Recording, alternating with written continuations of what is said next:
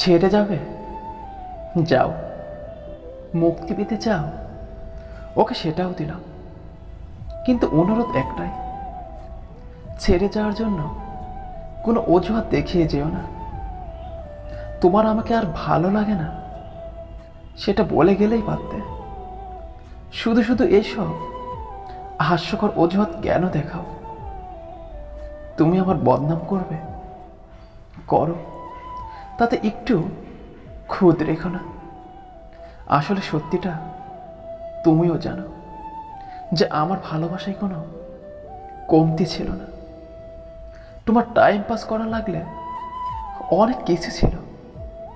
শুধু শুধু কেন আমাকে তোমার টাইম পাসের জন্য বেছে নিলে?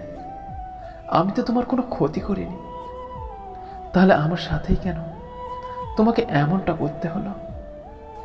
সবশেষে একটা কথা বলতে চাই, কাউকে কষ্ট দিয়ে সুখে থাকবে সেটা ভেবে থাকলে ভুল ভাবছ। কষ্ট তুমিও পাবে, শুধু সময়ের অপেক্ষা। না, এটা অভিশাপ না, এটা সৃষ্টিকর্তার দেওয়া সুমনিপূর্ণ বিচার। তবুও চাই তুমি ভালো থেকো।